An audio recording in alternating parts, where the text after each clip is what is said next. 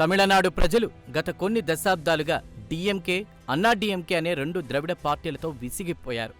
పాలనాపరమైన విధానాల్లో తేడాలున్నప్పటికీ మౌలికంగా ద్రవిడవాదం పునాదులపైనే డీఎంకే, అన్నా డీఎంకే పార్టీలు ఏర్పడ్డ సంగతి తెలిసిందే.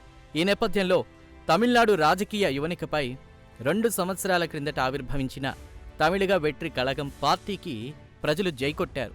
తమిళనాడు రాజకీయాల్లో మార్పు కోరుతూ టీవీకే అధినేత జోసెఫ్ విజయ్ను ముఖ్యమంత్రి చేశారు. కాగా ముఖ్యమంత్రిగా జోసెఫ్ విజయ్ ప్రమాణ స్వీకారం చేయడానికి ముందు తమిళనాట హైడ్రామా నడిచిన సంగతి దేశమంతా చూసింది. ప్రభుత్వం ఏర్పాటు చేయడానికి అవసరమైన సంఖ్యాబలానికి టీవీకే పార్టీ చేరుకోలేకపోయింది. దీంతో సంఖ్యాబలం కూడగట్టుకోవడానికి టీవీకే పార్టీ అధినేత విజయ్ పడ్డ కష్టాలు అన్నీ ఇన్ని కావు. ఈ నేపథ్యంలో ప్రభుత్వ ఏర్పాటుకు తోడ్పాటు అందించినటువంటి ఇతర పార్టీల ఒత్తిళ్లను తట్టుకుంటూ టీవీకే పార్టీ తనదైన అజెండా అమలు చేయడం ముఖ్యమంత్రి విజయ్ ముందున్న ప్రధాన సవాలుగా మారింది.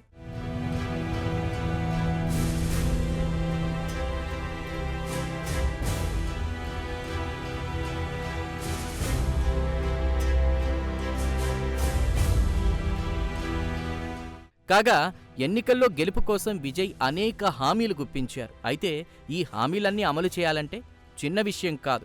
ఇందులో మెజార్టీ హామీలు ఆర్థిక అంశంతో ముడిపడున్నవే. వీటిని అమలు చేయాలంటే దాదాపు 1,00,000 కోట్ల రూపాయలు ఖర్చవుతాయన్నది ఆర్థిక నిపుణుల అంచనా. ఇదిలా ఉంటే సంక్షేమ పథకాల అమలు కోసమే రాష్ట్ర ఆదాయంలో దాదాపు 30% ఖర్చు పెట్టాల్సి ఉంటుంది.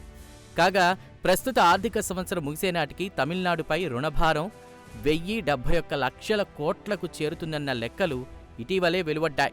ఈ నేపథ్యంలో ఆర్థిక వృద్ధికి ఊతమిచ్చే మౌలిక వస్తువులకు అవసరమైన సొమ్ములు సేకరించడం అంత తేలికైన విషయం కాదు.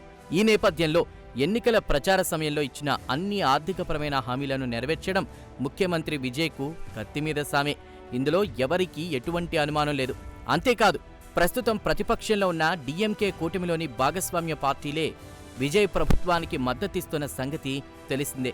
ఈ నేపథ్యంలో సదరు భాగస్వామ్య పార్టీల ప్రాధాన్యాలను కూడా విజయ్ ప్రభుత్వం గుర్తించుకోగలగాలి. అంతేకాదు, ఆయా పార్టీల అభిప్రాయాలకు అనుగుణంగా పథకాల రచన చేయాల్సి ఉంటుంది. ఈ నేపథ్యంలో పరిపాలనపై ముఖ్యమంత్రిగా విజయ్ తనదైన స్వంత ముద్ర వేయడం కూడా అంత సులభమైన విషయం కాదు.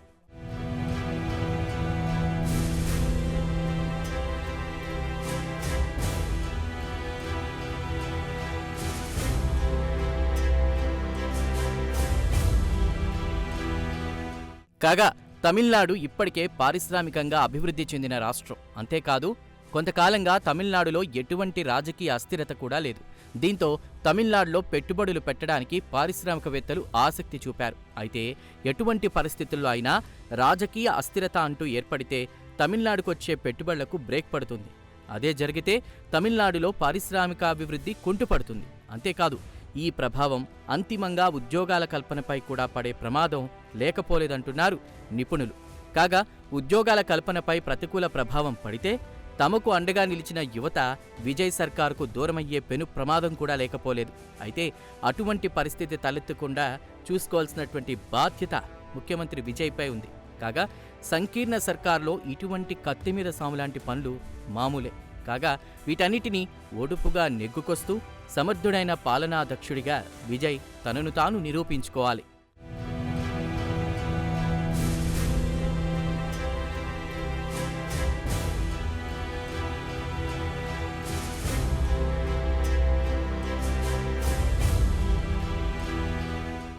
కాగా టీవీకే పార్టీ తరపున అసెంబ్లీకి గెలిచిన వారిలో 93 మంది తొలిసారి ఎమ్మెల్యేలుగా ఎన్నికైన వారే. అంతేకాదు, విజయ్ క్యాబినెట్లో కూడా సెంగొట్టయ్యన్ వంటి ఒకరిద్దరు మినహా మిగతా వారెవరికీ పాలనాపరమైన అనుభవం లేదు.